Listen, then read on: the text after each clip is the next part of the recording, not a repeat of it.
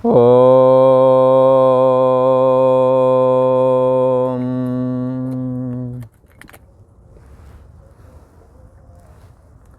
श्री योग वासिष्ठ के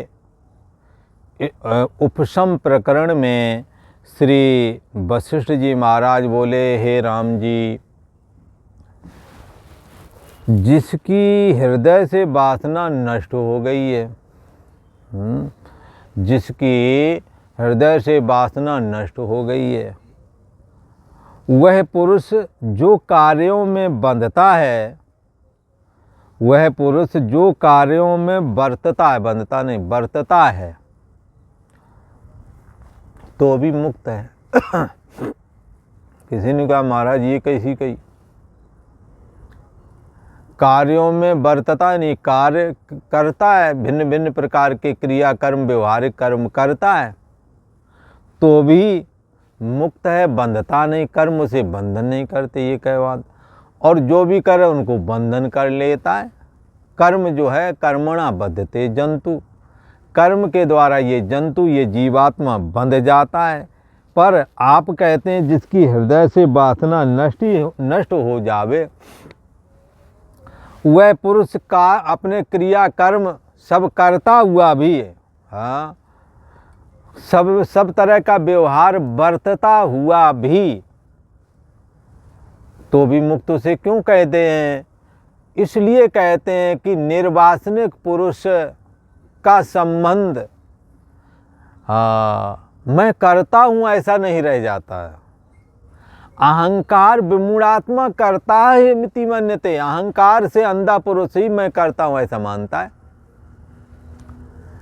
वरना जो ज्ञानवान पुरुष हैं वो तो ऐसा मानते हैं, इंद्रियां इंद्रियों में बरत रही हैं, शरीर मन इंद्रियों के माध्यम से शरीर के थ्रू जगत में जगत व्यवहार कर रहा है, परंतु चैतन्य सत्ता आत्मा तो इसका जानने वाला दृष्टा साक्षी आत्मा इससे सदा निर्लेप है, अलग है। जिसको साधारण भाषा में लोग सभी कहते हैं, गाँवों में भी हर जगह ये बात प्रसिद्ध है, राम झरोखा बैठ के सबका मुजरा लें।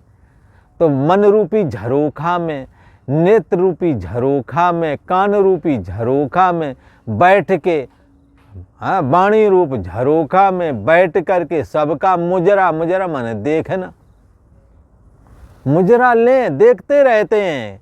जाकी जैसी चाकरी, जाकी जैसी चाकरी अर्थात आप जो कर रहे हैं, जैसा कर रहे हैं, जिस भाव से कर रहे हैं वो जान रहे हैं।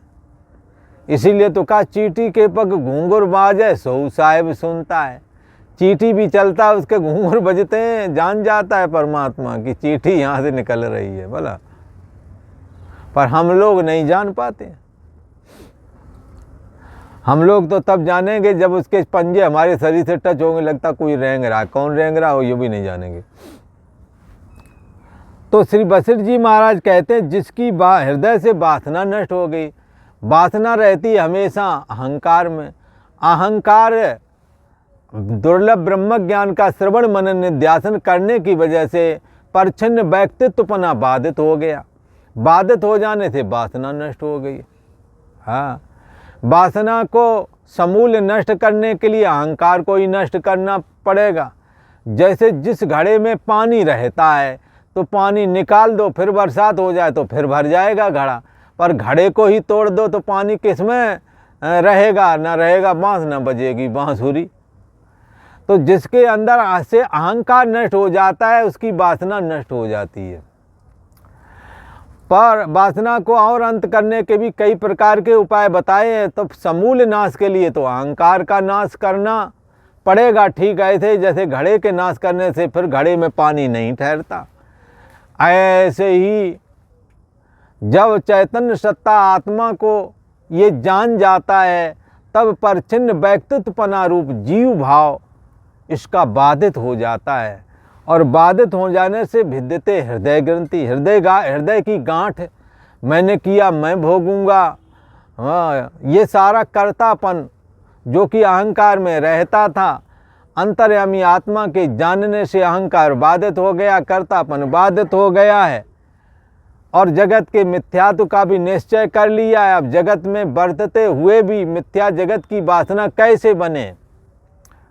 हाँ, जैसे कोई कागज, कोई चित्र की मोटरसाइकिल अथवा कार हो तो उसमें कौन बैठेगा?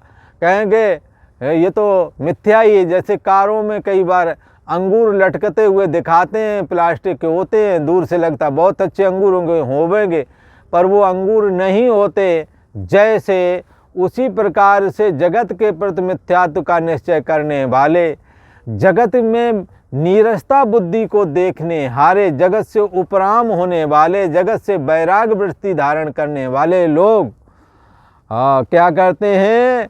उनके हृदय से जगत की वासना ही नष्ट हो जाती है। जगत के पद पदार्थों का चूंकि मिथ्यात्व वजूद कुछ है नहीं, इसलिए हृदय की वासना नष्ट हो जाती है।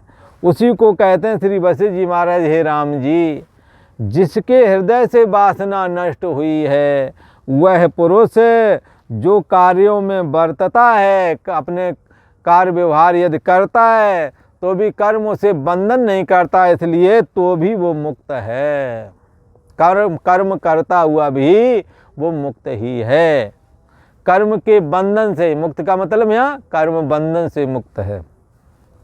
और लोग जो करेंगे उन्हें कर्म का बंधन लगेगा, पर इसको नहीं लगता जिसके अंदर वासना नहीं। क्यों नहीं वासना? तो अहंकार नहीं। अहंकार कहाँ कैसे चला गया है? अहम आत्मा गुडाकेश, मैं आत्मा हूँ, जिसके लिए गीता ने कहा आत्मसंस्थम मना कृत्वा, ये जीवात्मा रूप मन को सर्वाधिष्ठान ब्रह्म मैं हूँ ऐसे आत्मसत्ता में स्थापित करके परिच्छिन्न व्यक्तित्व पने को बाधित कर देना है। और बाधित हो जाने से अहंकार चला गया। अहंकार चला गया तो अहंकार में रहने वाली वासना कहाँ से रहेगी? जिस घड़े में पानी भरा हो उस घड़े को ही तोड़ दो तो पानी कहाँ रहेगा? इसलिए भिद्यते हृदय ग्रंथि, हृदय की गांठ उनकी कट जाती है, कर्तापन बाधित हो जाता है, वासनाएं निर्मूल हो जाती हैं। इसीलिए उसको कर्म बंधन नहीं डाल सकते। तो उसी को यहाँ कहते हैं जिसकी वासना नष्ट हुई वह पुरुष कार्य व्यवहार को करता हुआ भी कर्म के बंधन से मुक्त ही रहता है, क्योंकि निर्वासनिक जो है, वासना रहित जो है। श्री वशिष्ठ जी महाराज बोले, हे राम जी, हमारे मत में बंधन का कारण तो वासना ही है। वासना के सहित बंधन है और वासना से रहित पुरुष मुक्त है, ऐसा कहा है।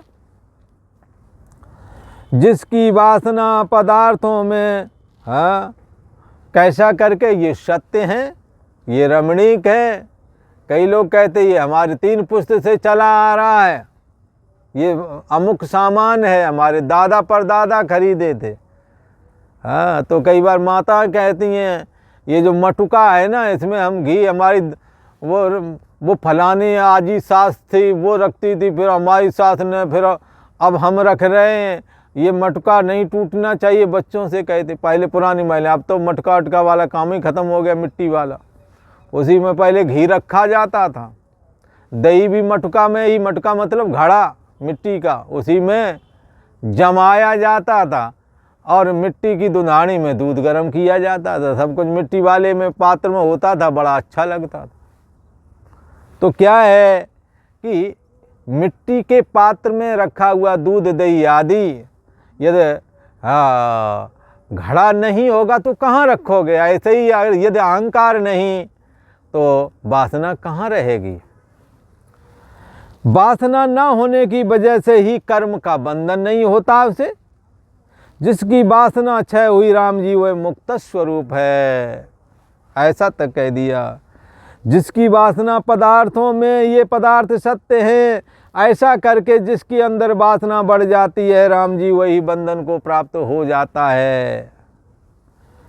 कोई पुरुष अपने पुरुषार्थ का आश्रय करे, कोई पुरुष अपने पुरुषार्थ का आश्रय कर कर्तव्य भी करते हैं और प्रीत करके प्रवर्तते हैं, तो फिर क्या होता है? उन्हें कर्म का फल अपना पुरुषार्थ का आशय लेकर कर्तव्य जो कर्म बनता है करना चाहिए वो करते हैं, धर्म कर्म। और कैसे करते हैं? भक्ति पूर्वक करते हैं, प्रीति पूर्वक करते हैं। तो भी उनके अंदर वासना चूंकि होती है, इसलिए वो वासना के चलते स्वर्ग को चले जाते हैं। यदि वासना न रखते तो भगवान की भक्ति को प्राप्त हो जाते, दुर्लभ ब्रह्म ज्ञान प्राप्त होता। और फिर वहाँ स्वर्ग में ये लोग चले तो जाते हैं। कामना युक्त पुरुष अपने पुरुषार्थ के बल से धर्म कर्म रूपी अपने कर्तव्य कर्मों को करके स्वर्ग को जाते हैं। और फिर स्वर्ग को जब पहुँच करके जब उनके पुण्य खत्म हो जाते हैं तो स्वर्ग को त्याग कर दुख और नरक भोगने लग जाते हैं। हे राम जी, वे अपनी वासना से बंधे हुए हैं, वासना की रूपी रस्सी से बंधे हुए। हाँ, कैसे हैं वो लोग? तो कहते हैं विचार न करने की वजह से ऐसे लोगों को पशु ही समझना चाहिए, क्योंकि पशु ही अपनी अपनी वासना के अनुसार चलते हैं। वे अपनी वासना से बंधे हुए पशु आदि के स्थावर योनि को ही प्राप्त भी हो जाते हैं। हाँ, क्योंकि जीवन भर जो कर्म करते हैं वही वासना उसे जन्मांतर में धकेल देती है। कोई आत्मवेता पूर्णवान पुरुष मन की दशा को विचारते हैं। बड़े बड़े बड़े विचारक लोग जो तत्व ज्ञान का अभ्यास करते हैं वही मन की दशा को विचारते हैं। ये मन बड़ा धूर्त है, अपने लिए विचित्र तर्क करेगा नहीं। उन्होंने ऐसा कहा था तब हमने ऐसा किया, तब हमने ये खाया वो पिया, तब हम वहाँ गए। हाँ, बेवकूफ़ बनाता है, खुद को जाने की इच्छा है और दुनिया भर के बहाने बनाता है। तो कहते हैं कि कोई आत्मवेत्ता पुरुष ही इस धूर्त मन की चाल को जानता है।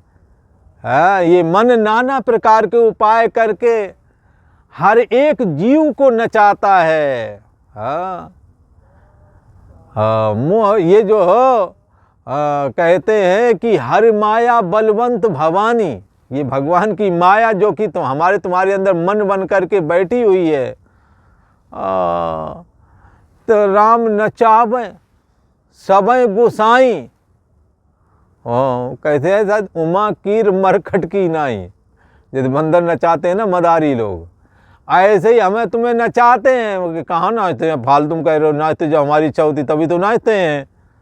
अरे भाई, वो नाच तुम अपनी मर्जी से मन नाचते हो, पर बालक हुए पढ़ने जाओ, ये नाच कौन नचा रहा है? हाँ, अब बालक जवान हो गए तब हमें स्त्री को पुरुष को स्त्री की आवश्यकता। मैं धनम में जाया, मेरे को धन होना मांगता है, स्त्री होना मांगता है। ये कौन नचाता है? फिर इसके लिए तो क्या क्या नहीं करते हैं, जॉब मिल जाए, मकान हो जाए, ये कौन नचा रहा है?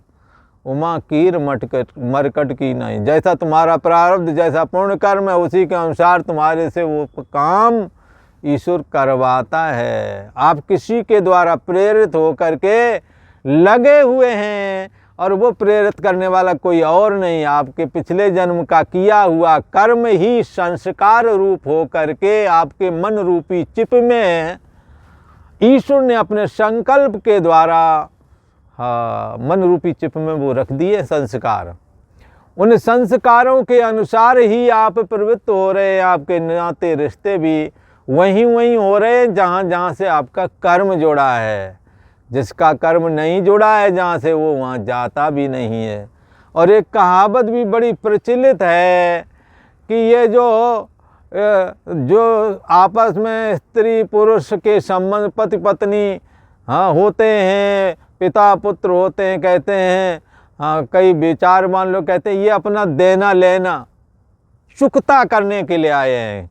किसी को देना है तो किसी को लेना है। किन्हीं के बच्चे बड़े सब हैं और वो अपने पिता को कमाए देते हैं, बोले इसने ले रखा है इनका। और कई पिता जो है जितना वो कमाएगा उतना करोड़ों पहले पढ़ाई में खर्च कर दिए, ताप लिया, एक जमा जथा उनकी जो बैलेंस था सब खत्म कर दिया बेचारे ने। बोले इसने ज़्यादा ले रखा था, वो सबने अपना क्योंकि प्यार से दिया होगा तो प्यार से ही वो बच्चे के मुंह में पड़ कर के और प्यार से ही सब निकाल, धीरे धीरे वो मांगता है, ये निकाल देता जाता है। नहीं होता तो उधार लेकर देता, पर देगा जरूर।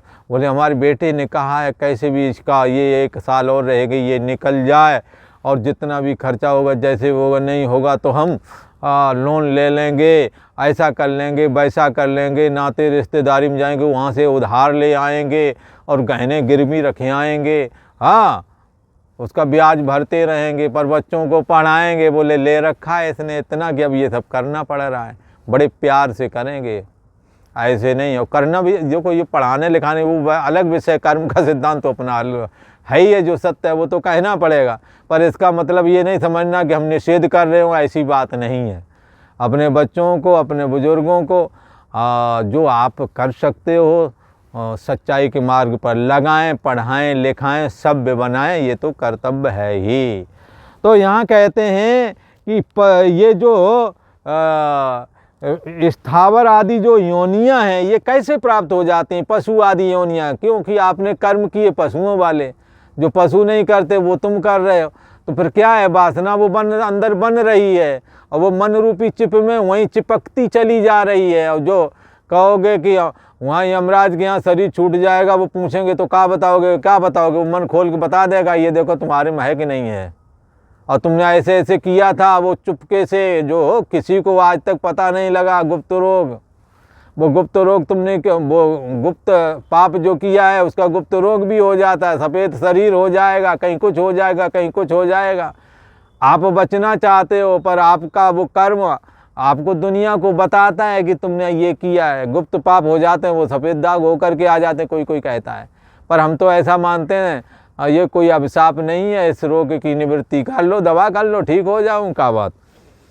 तो क्या है कि ये स्थावर योनि को ये वासना के अनुसार ही पशु आदिक और स्थावर आदिक योनियों को प्राप्त हो जाते हैं। कोई आत्मबोधता पूर्णवान पुरुष ही मन की दशा को विचारते हैं, तृष्णा रूपी बंधन को काट करके, और ये आत्मवेत्ता पुरुष आत्म पद को प्राप्त कर लेते हैं, जो कि सदा निर्वासनिक पद है, अहंकार से रहित है, चैतन्य सत्ता मात्र में सोहम अस्मि करके दृढ़ स्थिति बना लेते हैं आत्मवेत्ता पुरुष। जो पुरुष पूर्व जन्मों को भोग कर इस जन्म में मुक्त होते हैं, पूर्व जन्म में खूब साधन भजन तपस्या करते रहे, इस जन्म में फिर कोशिश करी, हाँ, पर ऐसे लोग जो है धीरे धीरे कामयाब होते हैं। अनंत जन्मों के संस्कार कई बार इकट्ठे होते हैं, बहुत सारे जन्मों के पूर्ण कर्म इकट्ठे होते हैं, तब मनुष्य शरीर मिलता है, फिर और पूर्ण हो तो साधु संगत मिलती है। भगवत भक्ति के लिए तो बहुत अनंत जन्मों के पुण्यों की आवश्यकता है। हाँ, यह सर आवत अति कठिनाई, सच्चा परमात्मा के मार्ग की ओर चलने में बड़ी कठिनाई आती है। हाँ, तो अति हरि कृपा जासु पर होई, पाँव दे या मार्ग सोई। बड़ी भगवान की कृपा हो तो ही भजन होता है, वरना और दूसरे काम करते रहेंगे, दिन भर सारा समय निकल जाता है, उम्र बीत जाती है, फिर सोचते हैं अंजाम न जाने क्या होगा, सब उम्र बीत गई धोखे में, धोखे में सारी एज निकल जाती है। हाँ, तो यहाँ कहते हैं पूर्व जन्मों को भोग कर इस जन्म में कई बार जो मेहनत खूब करते हैं वो मुक्त हो जाते हैं, परंतु ऐसे लोग राजसी हैं, क्योंकि जन्म जन्मांतर से घर गृहस्थी भोगते आए, रजोगुणी कर्म करते आए, फिर मेहनत करके ज्ञान वैराग्य को धारण किया और फिर सात्विक हो गए तो राजस से सात्विकी हो गए, फिर दुर्लभ तत्व ज्ञान को प्राप्त हो करके कैवल निर्वाण को प्राप्त हो जाते हैं। ऐसे लोग राजस सात्विकी कहे गए हैं, राजस से सात्विकी हो गए। कई सात्विकी हैं जैसे वशिष्ठ, विश्वामित्र, व्यास, पाराशर आदि बड़े बड़े ऋषि महर्षि हैं, सात्विकी हैं, सीधे जन मुक्त हो गए, सुखदेव जी महाराज हैं। तो कहते हैं ये तो राजा राजसी हैं, जिनका यह जन्म अंत का होता है वो क्रम करके पूर्ण पद को प्राप्त कर लेते हैं।